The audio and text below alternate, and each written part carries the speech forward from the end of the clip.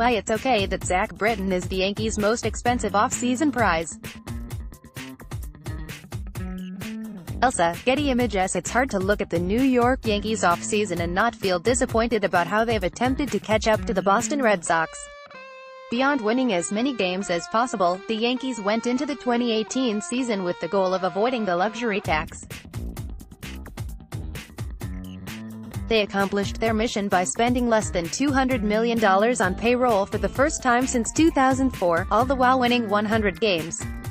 After paying $341 million in luxury tax penalties between 2003 and 2017, the Yankees were on the hook for nothing extra this past season.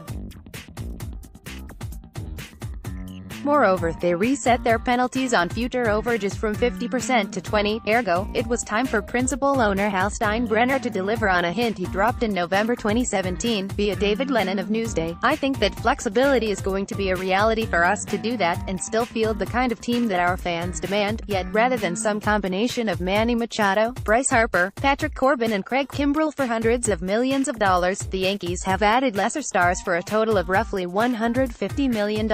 5 years ago, the Yankees gave each of Jacoby Ellsbury and Masahiro Tanaka more than that in a massive splurge. The task at hand now is the same as it was then: close the gap between them and a Red Sox team hot off a World Series championship." But despite any rabble-rousing buzz you may hear from disgruntled fans, the Yankees have done just that. J.C. Hong, Associated Press and Paper, "The Red Sox were significantly better than the Yankees in 2018. Even before they dispatched the Bombers in 4 games in the American League Division Series, the Red Sox outpaced them by 8 wins in the regular season en route to a third straight AL East title. Luck plays a factor in every team's season, and the Red Sox enjoyed more of it than the Yankees. Per their Pythagorean records, based on runs scored and allowed, the Red Sox were only 4 wins better than the Yankees. Per base runs, it was more like 2 wins. To safeguard against regression in 2019, the Red Sox resigned World Series heroes Steve Pearce and Nathan Eovaldi. The former will bring depth to a lineup that led Major League Baseball in runs last year. If healthy, the latter will be an impressive number 4 starter behind Chris Sale, David Price and Rick Porcello. However, the Red Sox's bullpen has already lost Joe Kelly, and Kimbrell could be next. On a related note, Boston's luxury tax bill for 2019 is projected at $241.3 million. That's well above the $206 million baseline threshold, and not far below the $246 million threshold for the harshest penalties. The Red Sox don't have much choice but to hope their incumbent relievers can pick up the slack. What's more likely is that their bullpen will indeed regress. In so many words, the Red Sox now have a fatal flaw. And it happens to be in an area where the Yankees might be stronger than any team in history. Tim Bradbury, Getty Images. For now, the best bullpen ever might be the one the Yankees had last year. Led by Roldis Chapman, Dellin Betances and Chad Green, New York's pen set new MLB records with 11.4 strikeouts per 9 innings and 9.7 wins above replacement. Missing from last year's pen is David Robertson, but in to take his place is Adam Ottavino.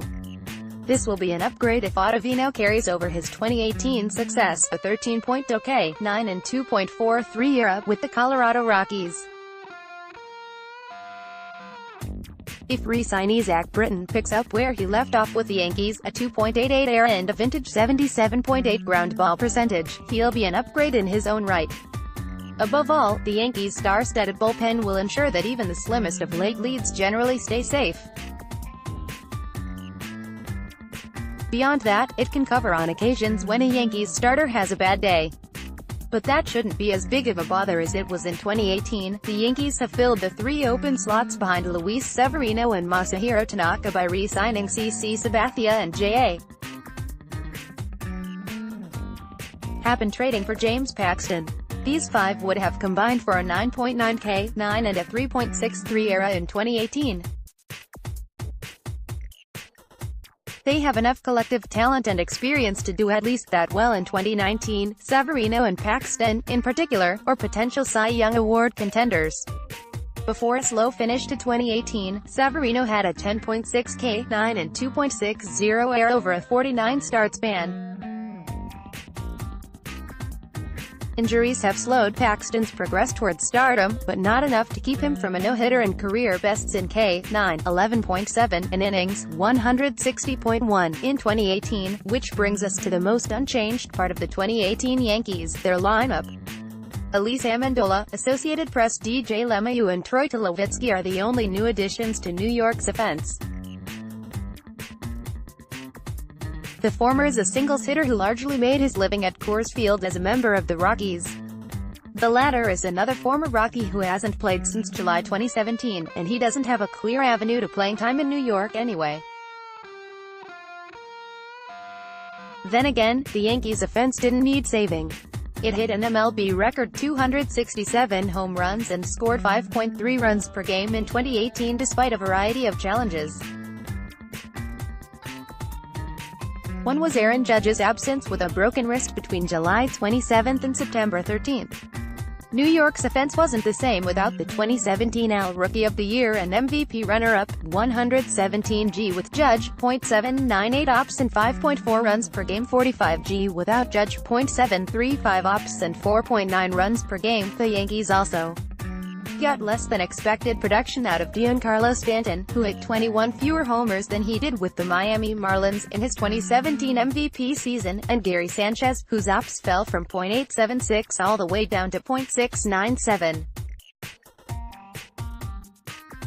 Both are too young and too talented not to bounce back in 2019. Elsewhere, Aaron Hicks proved his 2017 breakout was the real deal, and we're willing to believe that Luke Voigt's 2018 breakout will also prove to be legit. New York can also expect further growth out of Miguel Andujar and Gleyber Torres, who combined for an .840 ops and 51 homers as rookies last year. Should one of them falter, Didi Gregorius will come to the rescue when he returns from Tommy John surgery.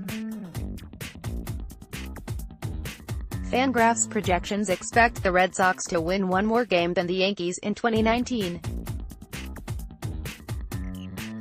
A margin that small amounts to a toss-up, and it's one the old eyeball test says the Yankees have a darn good chance of winning. Well, they could have done more this offseason. Don't say they haven't done enough. Stats courtesy of Baseball Reference and Fangraphs. Payroll data courtesy of Roster Resource.